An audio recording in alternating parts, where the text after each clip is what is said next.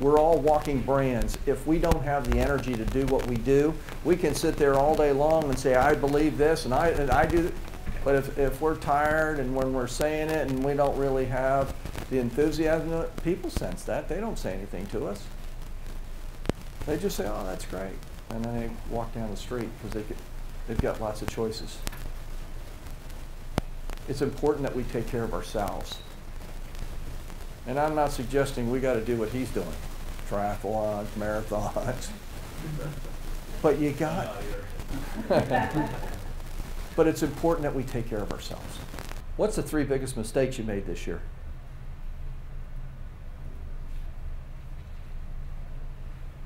Think about it. What's the 3 biggest mistakes I made this year? And then, what's the 3 victories I really had this year? And what can I do about those mistakes going into 2012? Leaders lead, managers manage things. Leaders lead. Leaders lead people. If you're a leader in the level 1s that you've developed, they really want to work with you. If you're just a manager and you're managing functions, I mean, we all have to do that in our business, but have you been a good leader this year? That's important.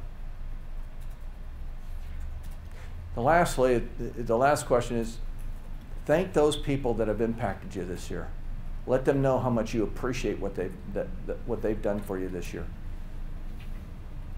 How many times have you ever gotten a phone call and somebody says, hey Penny, you know something?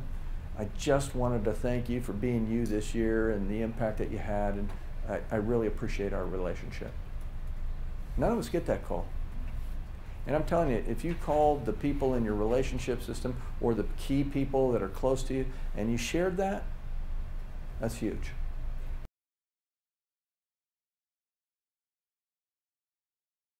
The reason that social style is so important for all of us is because everything that we do is with people. We interact with people. The people that we start out with as level 2 Cs, and our idea is to bring them up to a level 1, starts out with the personal relationship aspects. And the first thing that we do as we're making this journey to make that phone ring after the why is the social style. If I can't connect with someone and they feel comfortable with me, I might be sitting there thinking I'm making some real headway. But little do I know, they're not getting a favorable impression of me because I haven't adapted my social style to allow us to really connect. Let me give you an example. I happen to be right square in the middle of I. Us I's are outgoing, we're enthusiastic, we're optimistic, we're high-spirited, we're lively. You think that's me? Let's say that I'm dealing with someone who's an S. Anybody an S in here?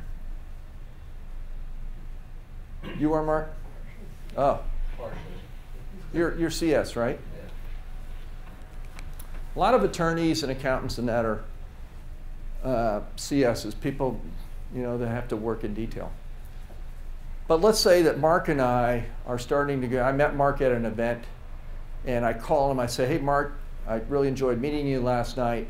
I thought it might be good for you and I to get together for a cup of coffee. I'd love to learn a little bit more about you and your business to see how I might be able to help. Would you like to do that?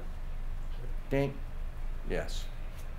When he and I get together, I've got to make some sense of assessment, if you will, of what his social style is.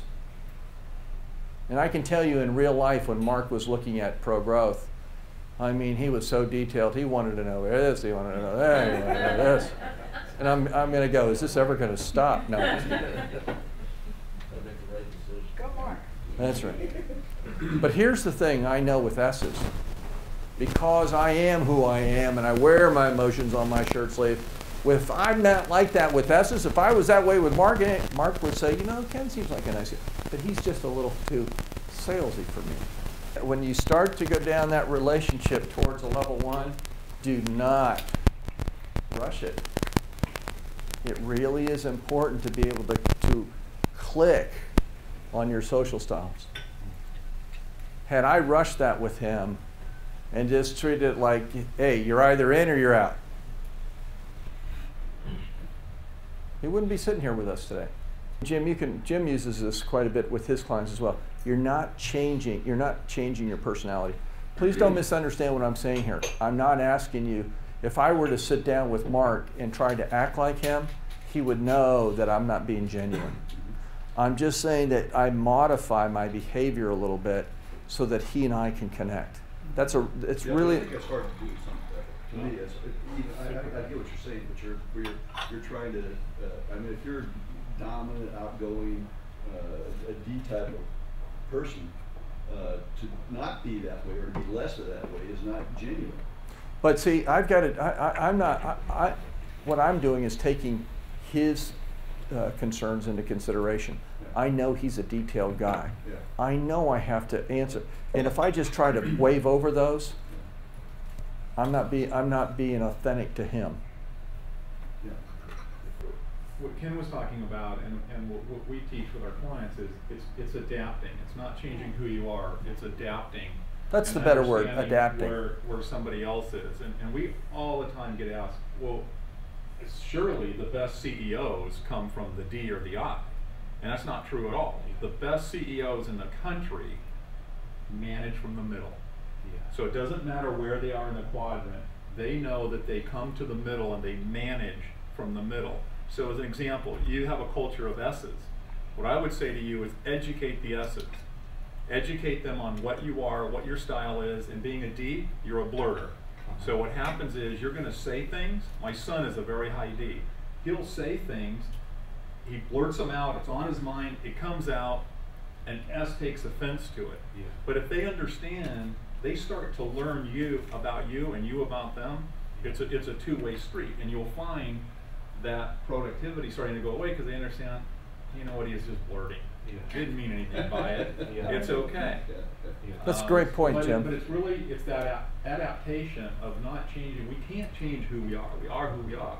But if we can adapt to another person's style, then, and you're not, you said it's not really who I am, but if you're more productive by adapting a little bit and saying, you know what, if I just understand that S is the good soldier and will follow me over the cliff, but they want to know the pathway to get over the cliff, right? It's just those types of things. Good point. Yeah, there's no one social style that's better than the other. Every social style has strengths. That's why, some people don't think they can make that phone ring. Oh, I'm not an I, I'm not a D. You don't have to be. You've got all the strengths in the world to make that phone ring. Has everybody here taken the DISC profile? You get that 20-page report, and I'm telling you, it is a very thorough report. Not only does it help you understand how to use your social styles as strength, but it also helps you understand other social styles and how to really interact, how to adapt. Because again, the whole idea is for us to connect at an emotional level. Okay? All right, we need to move on.